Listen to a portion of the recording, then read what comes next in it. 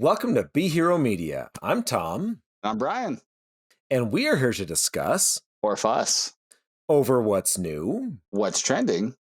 and what is to come Giggity. in pop culture. All right, guys. So last week we talked about whether we should see or want to see a Amazing Spider-Man 3 with Andrew Garfield. And of course, the answer is yes. More Spider-Man, the better. But go back and Can't listen go to that wrong. episode. Right? Go back and listen to that episode. It's a fun one. We talk a lot about not only why we want to see one, but how they can do it and some thoughts for it. So go there, comment, like it, let us know what you think. Today, we're going to skip away from Spider-Man for a minute. We'll be back next week with another Spider-Man questionnaire, I guess, or episode. But this one we wanted to do was about The Matrix 4. Matrix Resurrection. Yes. The latest in the Matrix franchise. It's been quite a long time, actually. What, almost 20 years? Yeah. Well, I guess more closer to like 15, I think, actually. It's 20 years from the original movie. Is it? Okay. Mhm. Oh, yeah. That makes sense, actually. Yeah. So, it's coming back in. Nice resurgence for the franchise. A very influential franchise. The first Matrix movie is actually one of my all-time favorite action movies. It's a very philosophical movie. And so I was very excited for this one. Even though I wasn't the biggest fan of the sequels, I was very excited for this to come back out. Keanu Reeves has been killing it. And I was just interested to see what direction they could take this. Yeah, very much the same. I very much enjoyed The Matrix. That movie came out roughly around the same time I was in high school, getting ready to leave high school. It's actually one of the movies that made me want to see about going into film. Um, I just enjoyed it so much. I enjoyed it so much that I did the Morpheus Neo dialogue where he's doing the red pill, blue pill in my drama class with another guy. Nice. Because it was so fun. It's such a great movie with that. But we're not here to talk about the original. We're here to talk about Resurrection. Now, this may contain spoilers, so spoiler alert. Go out there and watch it. Go out in the theaters and watch it, or watch it on HBO Max if you have it. That's the way I watched it. So, Yeah. um, And we're going to kind of have a little bit of an open discussion about it. Not as much of a debate as we've had in the past, or even with the Spider-Man movie. But just kind of an open discussion on kind of our thoughts and how we feel they did with everything. Yeah. With that, I'll start off real fast. One, I enjoyed it. I think that the way that they did the story and the way that Lana Wachowski was able to portray um, what she was aiming to do, which you can obviously tell was a commentary on our current society, was done in a really great way, where it was both a meta commentary on the original movies and allowing you to see something new, uh, which was great. There is a bit of a meta commentary in there too. If you didn't know, the reason we got this one literally was because Universal was like, "Hey, we're going to make this movie, Warner Lana. If you want to, Brothers? huh? Or Warner Brothers? I'm sorry, excuse me. No, Warner Brothers. We're going to make this movie whether you want to or not. So if you want to be a part of this, you better speak up." And that's why Lana Wachowski ended up directing it and being a part of it. But I thought that they did such a great job in tying in to the original movies, but not fan servicing and over harping on the original. That makes sense. Yeah. And to kind of mirror what you're saying, I definitely enjoyed this movie. I think it is the second best of the franchise, actually.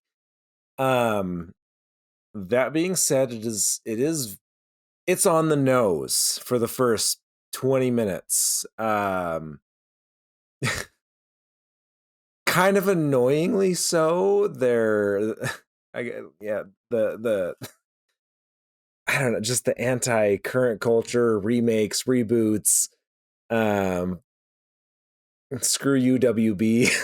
that like it's very on the nose. So like while I think as a whole the story plays well and it's fine, and it does make sense, but you can just tell in the dialogue and the way that some of the things that are written, like that they're a little upset and they're just like it's a little bit on the nose. To the point where it did bother me, the way that they blatantly called out things from the original franchise, called out the distribution, producing company, everything like that.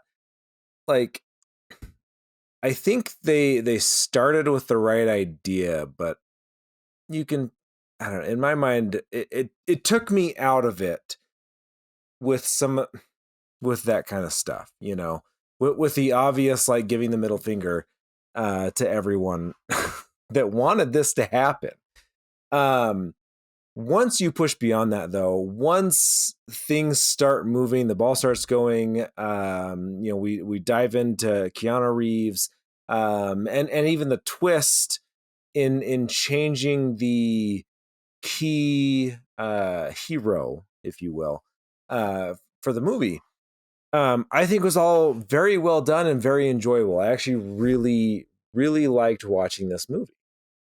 I did too, very much so, and I think that the actors wise, all did a great job.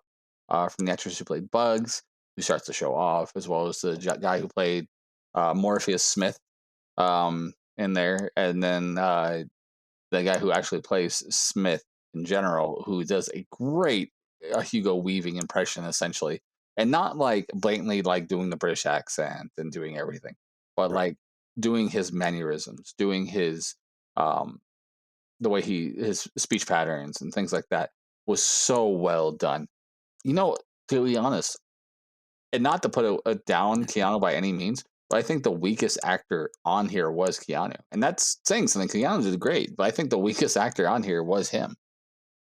Um, I think he did well, but I think everybody else stepped up their game so well.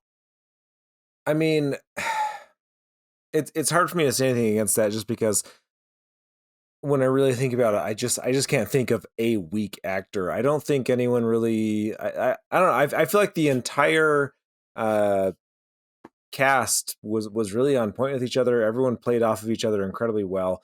I wouldn't say that. I really can't think of anyone that was a weakest. And even if someone was a weakest, it's like, Yeah, and that's just what I'm saying barely. too. Like it's it's just barely. but But I didn't get that vibe personally from Keanu, but I didn't really get it from anyone, to be honest. So. he had such great like everybody has such great chemistry and it worked out so well. But honestly, my favorite character in this was uh the Neil Patrick Harris's character, the what do they call it? The advisor, the analyst, Yeah. the analyst character. I loved that character. It was such a great character, and the way that he was able to portray that and play it was so well done.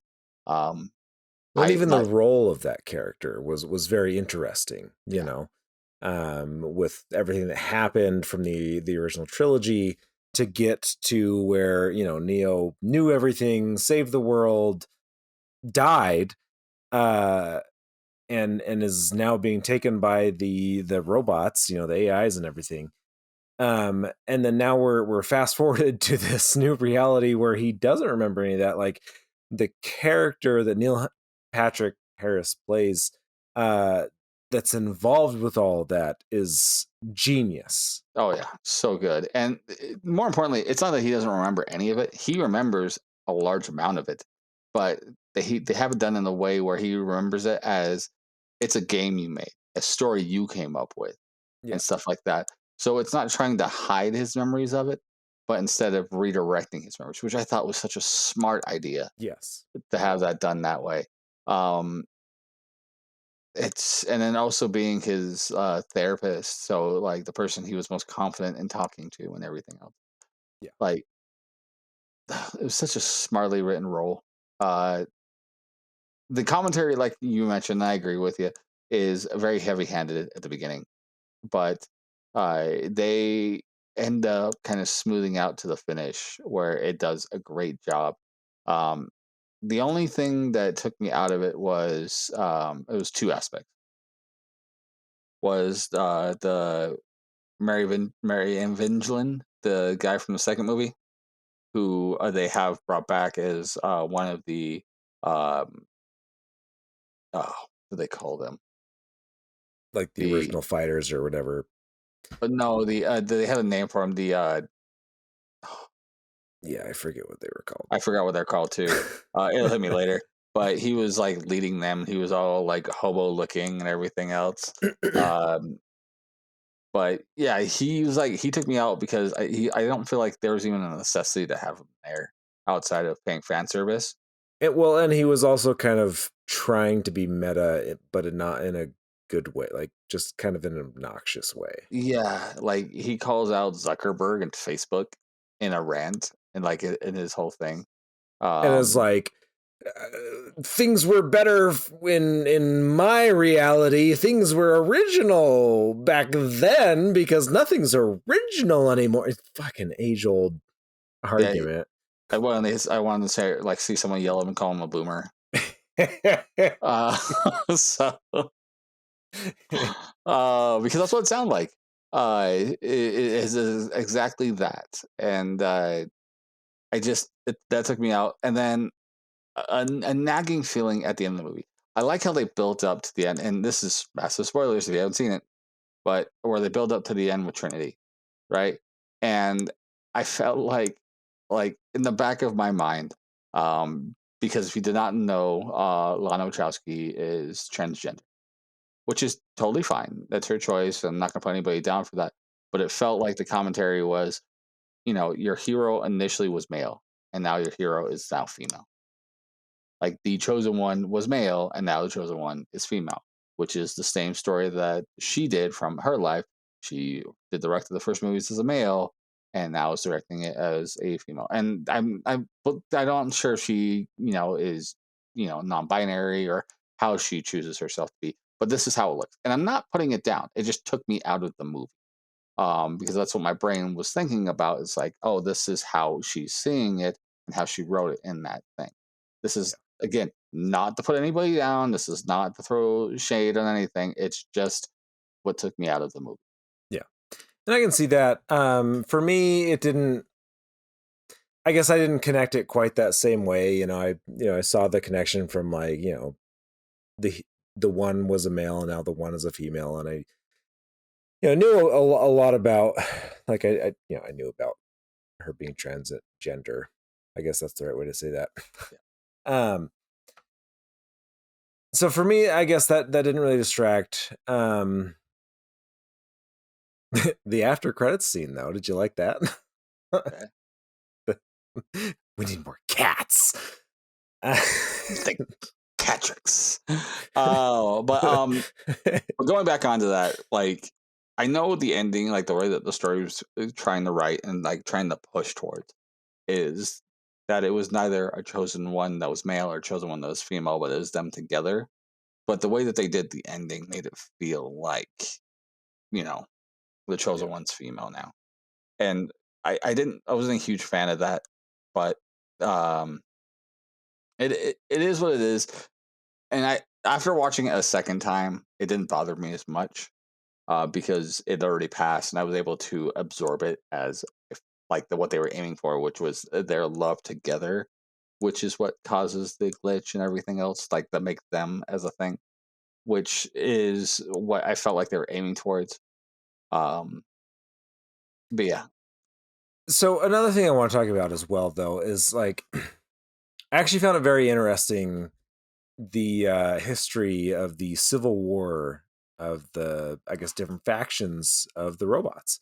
yeah, That brought a very interesting new dynamic, bringing in these different intelligences that could actually interact with the real world now.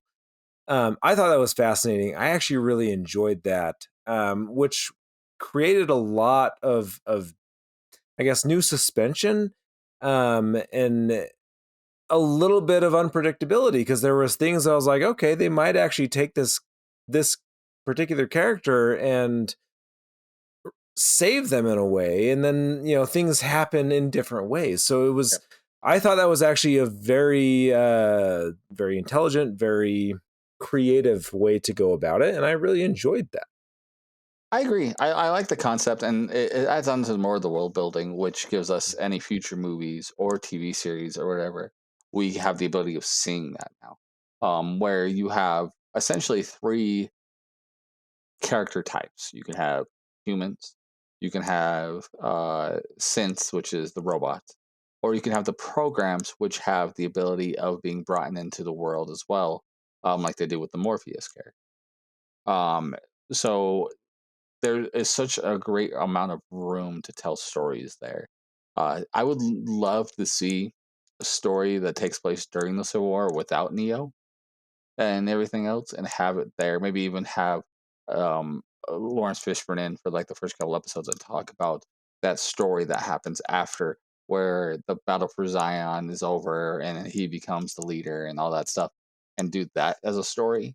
Um, because you have that 20-year span that you can Yeah. tell a great story in between, and have that as a TV series. Because there's so much room there that you Yeah. can do.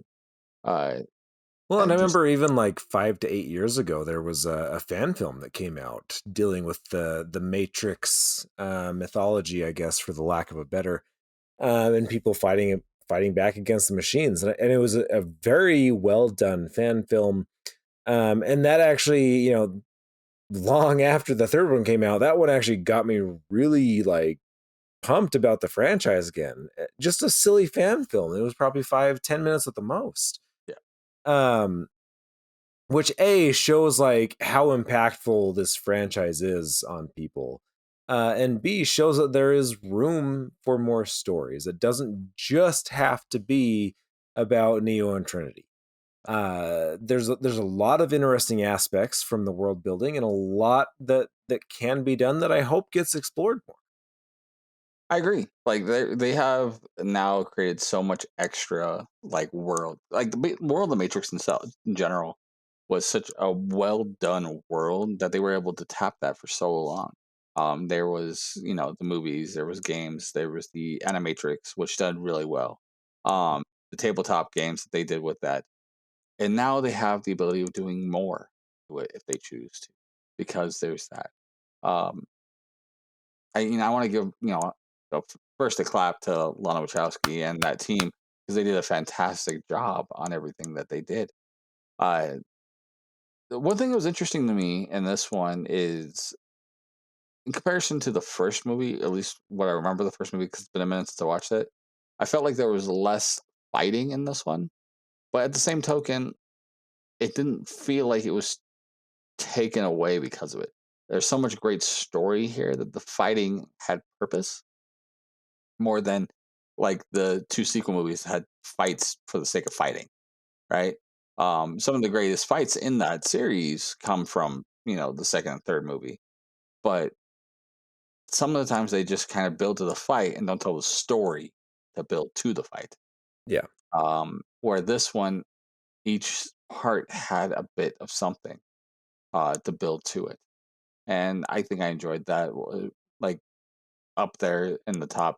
Being a fan of storytelling and action, wrestling and storytelling, building your storytelling that give your fights a purpose, and then also to have your fights have a story in them. Like the fight that happens in the cabin with Morpheus and Neo has a purpose, has its own story. It allows you to tell great things. Yeah. The railroad, or the not railroad, the subway fight that they do in there with New Smith and Neo, where it plays with stuff from the old movies. Like there's fight bits from the old movies and their other fights they've had in that.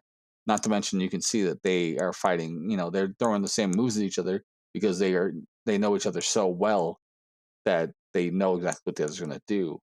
There's even that scene where he does the Smith does the multiple punches kind of gimmick up against the wall, and then Yeah. Neo spits blood after, which is directly from the first movie in that subway fight. Yeah. telling stories like that in your fights will win me over every day of the week. And I think it's a good example. There's always a battle of style and substance, right? And I think the first movie was the perfect balance of style and substance. The second and third movies, you could tell, definitely were more heavy-handed on the style over substance. But I think this movie brought it back and really found that balance. Looks incredible, visually stunning, very engaging, easy to watch, very pleasing, and yet like everything that happens does happen with purpose and it does mean something, and that's where the substance comes in, right?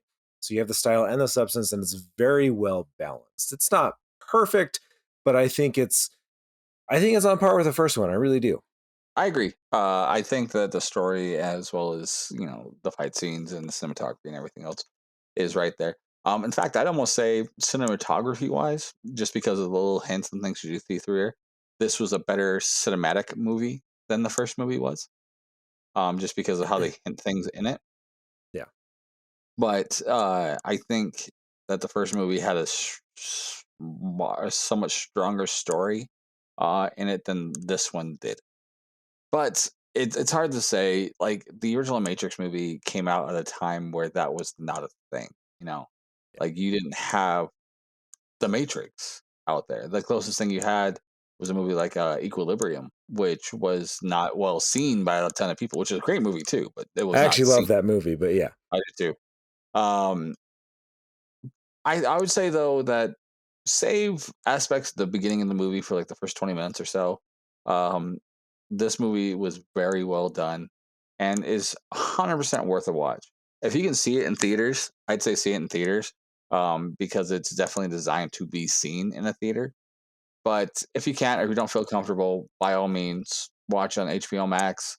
It is definitely worth that watch. I don't know if you're going to see a better Matrix movie come out anytime soon. Right. I mean, it's a very well done film. If I had to give this one a rating, for this could have been like an 8 or a 9 for me. However, that first 20 minutes almost makes me want to put it down to a 5 or a 6. So, my personal rating, I'm going to give this one a 7. It's not like it's offensive. There's enough that took me out of it that was just, kind of eye roll worthy. That really keeps it from being a damn near perfect. I'm right about the same way. Like I'm probably gonna go maybe up to 7.5. I'm me doing a rating on it only because of the like I said, I'm a sucker for a good story and a fight. Yeah. And I think that bumps it up just a little bit more. But I agree with you. That first 20 minutes is kind of a slog to get through. But if you can get through it, the rest of the movie is fairly good. And it is definitely worth the watch a couple of times over to see what you might have missed. And there's a good amount. I've seen it, like I said, I've seen it a couple times now, and there was stuff I've missed watching it the first couple times. Yeah. So It's very intelligently done, very well done, and yeah, definitely one that will keep on giving with rewatching. that's right. All right, guys. Well, let us know what you think. How did you guys feel about that? So what would your rating be for the movie once you've seen it? So go ahead and hit us right up here in the comments on YouTube, as well as anywhere on our social medias, such as Facebook.com/BeHeroMedia or Instagram.com/BeHeroMedia. on Twitter at Be Hero Media, as well as everything that is Be Hero Media at BeHeroMedia.com, as well as go ahead and hit that subscribe button and that notification bell so you know when we come on with another great episode of Be Hero or on Heroes Play, where you can watch me or Tom stream and play some great games or any of our future endeavors we have on here. All right, guys. Well, join us next week because we have another great Spider-Man related episode to finish off the month of January. And go out there and be a Be a hero. hero. Catch you guys next week.